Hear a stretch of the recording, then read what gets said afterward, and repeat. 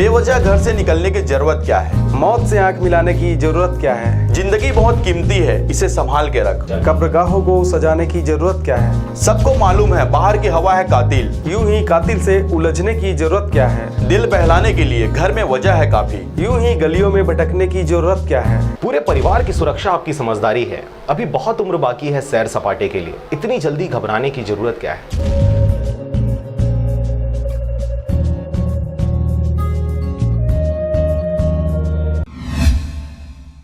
नमस्कार, आप देख रहे हैं आरजे रमजाजर और मैं हूं पुखराज सिंह। कोरोना से बचने का मात्र एक ही रास्ता है, सोशल डिस्टेंसिंग। जो दुकानदार सोशल डिस्टेंसिंग का पालन नहीं करा रहे हैं उन पर होगी प्रशासनिक कार्रवाई।